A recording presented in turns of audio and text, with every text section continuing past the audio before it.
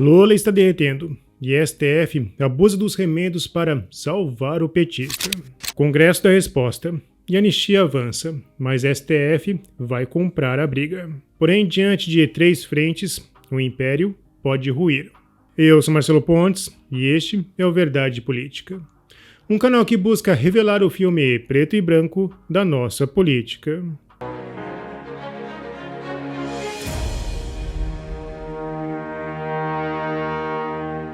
O ministro mais tagarela de todos os tempos passou um período calado, mas com o tema anistia e o STF ganhando protagonismo na Rede Globo, ele voltou a matracar. O Estadão publicou: Supremo chamou para si a missão de enfrentar o extremismo, diz Barroso. Na Brasil Conference, em Harvard, o ministro afirmou: aqui no Brasil, para enfrentar o populismo autoritário, o extremismo, o Supremo Tribunal Federal chamou para si essa missão, ao lado de outras instituições, e atuou intensamente mediante diferentes formas de atuação. Bom, durante o regime militar, a esquerda foi muito mais radical do que os revolucionários conservadores, e mesmo assim eles foram anistiados pela esquerda. O jurista Fabrício Rebelo afirmou: sob uma ótica estritamente constitucional, trazer para si uma missão que não lhe é conferida na estrutura republicana e que tem cunho estritamente político, bem pode ser considerado um golpe. Mas deve ser normal na democracia relativa brasileira. Na prática, o STF virou tudo aquilo que ele dizia combater. O extremismo, na verdade, é uma indignação radical diante de ministros radicais. Inclusive, o ministro Gilmar Mendes deixou bem claro que, se não fosse a força do STF, Lula não seria eleito. E com certeza, essa atuação do STF, além de revolucionária, foi radical. Bom, isso é muito revelador, ainda mais vindo de um ministro cujo apoio colegiado é petista. E somadas diversas falas de Barroso, reforça a tese de interferência política da Corte Maior. André Sadi, na Globo News, reforçou o óbvio: o governo Lula é fraco. Semana passada, o governo estava às voltas com a PEC da Segurança Pública. O problema é que a Câmara se impõe, o que é legítimo. E o que essa pauta mostra? O governo não tem base. Esse projeto de anistia está escancarando o fato de que o governo não tem força no Congresso Nacional, porque quem dita as regras são os parlamentares. Aí você diz: isso é óbvio. Claro que não. Se fosse um governo forte, teria sua base para fazer o contrário, impedir que essa pauta avance. Eles estão atrás catando milho para saber quem assinou ou deixou de assinar. Bom, não estamos falando de maioria simples, mas sim de maioria absoluta. Ter mais de 50% e um voto foi muito perturbador para o PT. E diante de um governo fraco, o STF tende a se agigantar, ocupando o espaço deixado pela ausência de força política. Sem nenhuma crítica, Sadi afirmou que ministros do STF avaliam que o projeto de lei da anistia é inconstitucional. E caso o tema avance no Congresso e chegue à Corte, ela vai derrubá-lo. E com certeza, se isso ocorrer, vai colocar fogo no parquinho. Bom, o STF a cada dia está mais politizado. O advogado Jeffrey Chechini havia rolado as testemunhas no caso, aqueles que não deveriam estar no topo da justiça para julgar seus próprios casos. As testemunhas seriam as vítimas: Alexandre de Moraes, Flávio Dino, Lula e G. Dias. Mas Moraes negou intimar as testemunhas de defesa.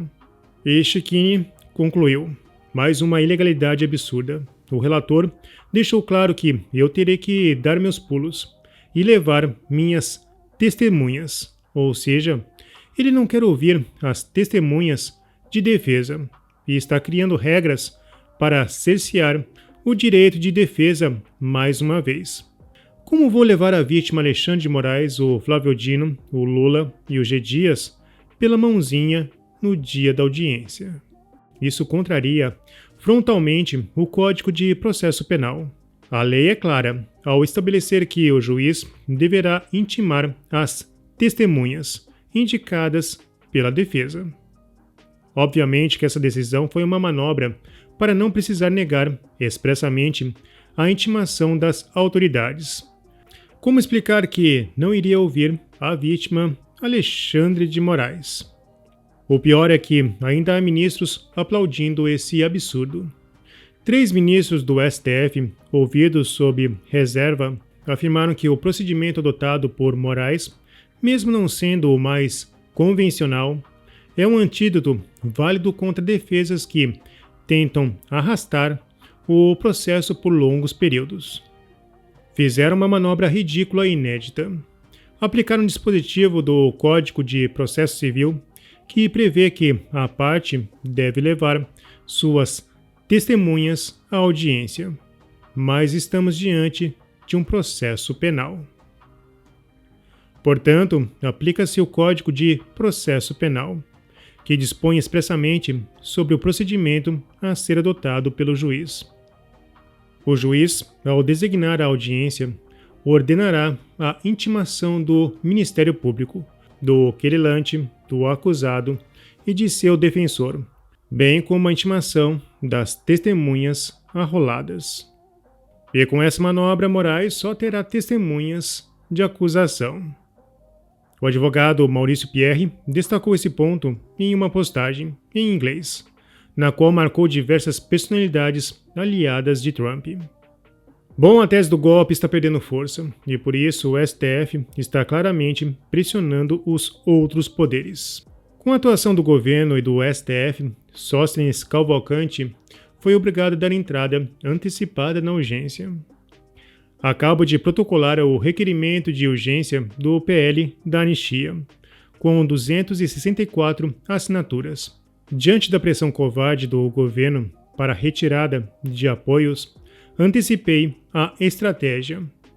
Agora está registrado e público. Ninguém será pego de surpresa. Cecchini denunciou que Hugo Mota foi sequestrado pelo sistema por suspender as sessões presenciais. Hugo Mota foi sequestrado pelo sistema. Suspendeu as sessões presenciais da Câmara dos Deputados desta semana sob a justificativa de que será a semana da Páscoa.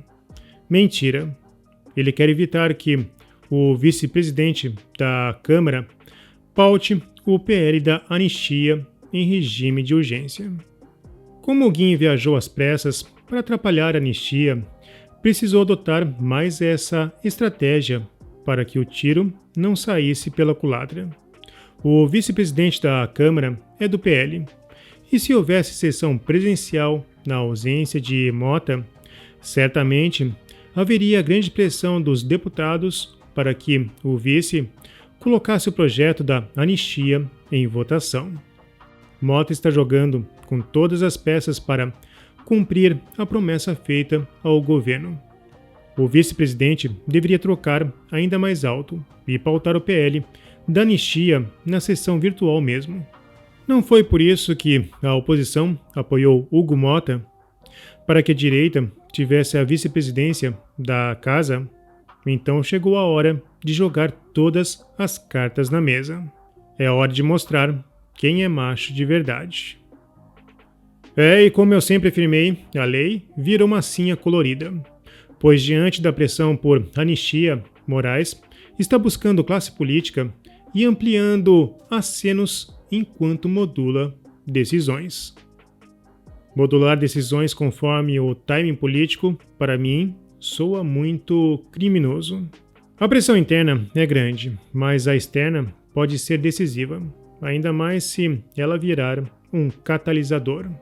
O conselheiro de Trump, Jason Miller, afirmou que Moraes é a maior ameaça à democracia. Ele buscou reforçar suas palavras em 2 postagens distintas.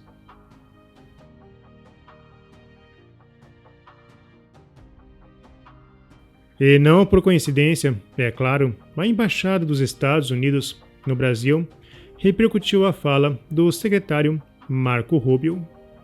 Os vistos dos Estados Unidos são um privilégio e não um direito reservado para aqueles que tornam os Estados Unidos melhores, e não para aqueles que procuram destruí-los por dentro. Secretário Rubio, em seu editorial na Fox News. Bom, Marco Rubio teve conversas telefônicas ou encontros pessoais com representantes de pelo menos 58 países, e o Brasil ficou de fora. Isso é um claro sinal de que os Estados Unidos, apesar do quadro em branco, irão isolar o Brasil. Recentemente, Rubio, através do Escritório de Assuntos do Hemisfério Ocidental, deixou bem claro isso, ao frisar o caso envolvendo Elon Musk. Bloquear o acesso à informação e impor multas a empresas sediadas nos Estados Unidos por se recusarem a censurar indivíduos que lá vivem é incompatível com os valores democráticos, incluindo a liberdade de expressão.